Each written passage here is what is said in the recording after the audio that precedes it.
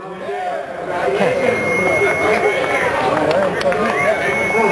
can I say?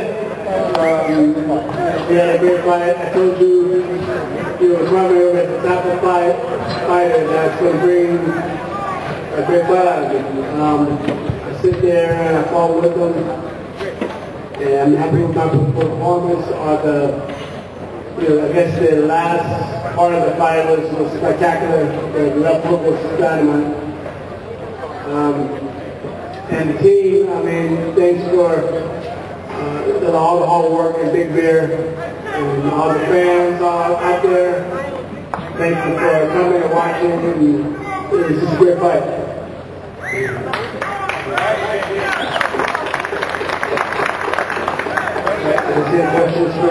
Hey, Shane, considering the way that Mayorga fights and everything that goes on in one of his fights, at any point during the fight, did you ask yourself, what the hell am I doing here?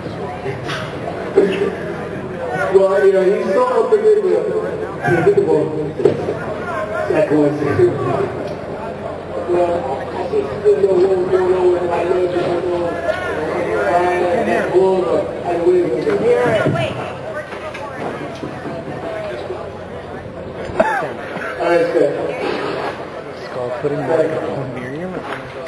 I mean, I don't know. When I was in there, I just had to figure them out. I tried to figure them out. And I started over there right, but it was good.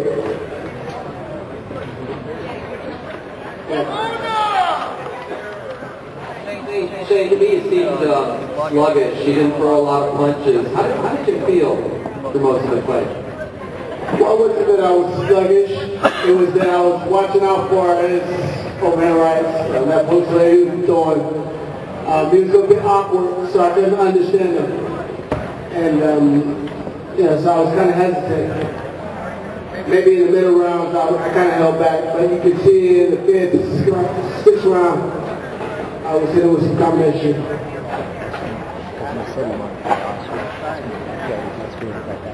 Shane, it looked like in the sixth round that you were owning him, basically, hitting him at will. And then seventh round up until, the last round, did Mayorga change something?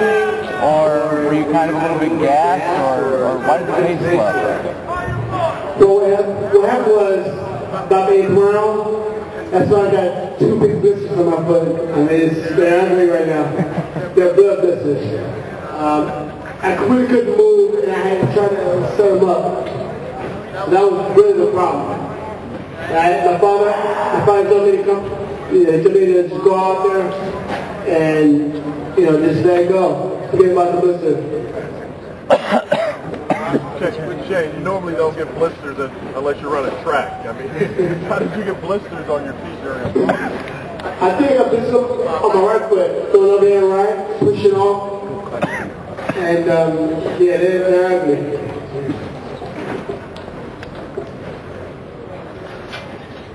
Hey Shane, congratulations. Thank you. You had a look on your face like you were looking out in the crowd as to who wants it next. When you got done, there was always the opportunity for you to call out a guy. Who are you calling out? Who's number one on your list? So the number one guy was Margarito. He seems to be tied up with Cotto. I don't know. We're just going to go back to the drawing board and talk with Richard and the guy to see who's next. You deserve a title shot. Thank you. Do you think you deserve a shot at the title? Like one of the titles? At this point, I just want to fight the big fights. And the title is cool. I like the title.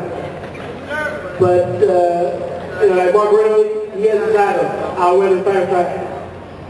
Other guys that have titles, I want to fight for the big fight. The big titles. Hey Shane, you showed a lot of patience during a fight.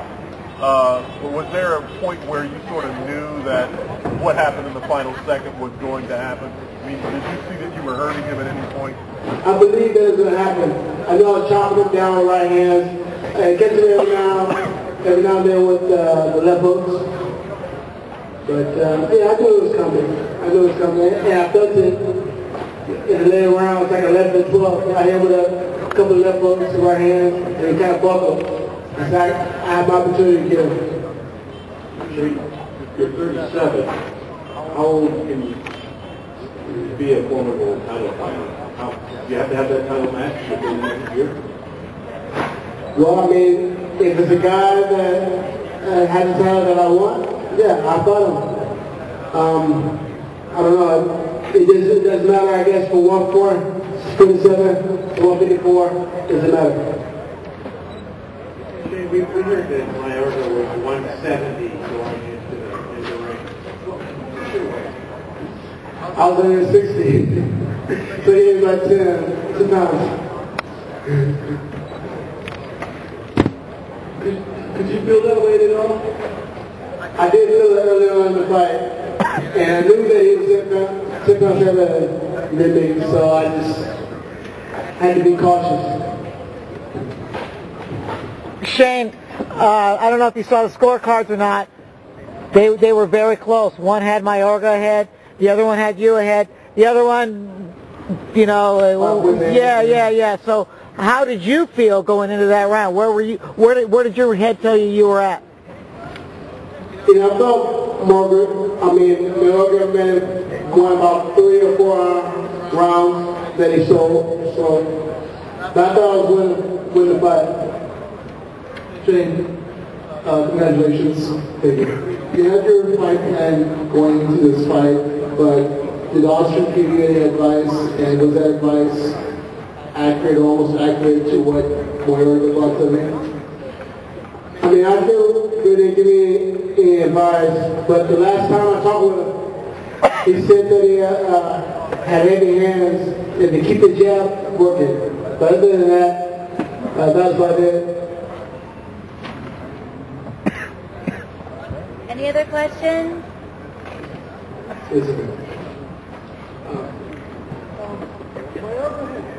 Why did you just let it out with him? Is that one of the reasons that you kind of the jab? It seems like you wanted to do the same thing. Mayorga wanted me to sit there and fight, and I said, okay, I'm a warrior just like you are. Let's do it. I think that's what the fans want to see. So I stayed there and fought a little bit with him. Are you going to be fighting when you're 40? I don't know. My son's getting a little older, so I might work him out and make sure that he's the next champion, or next future champion. At 37, how different do you feel now than you did after the fight when you were 27? Well, I actually feel pretty good right now, except for my foot.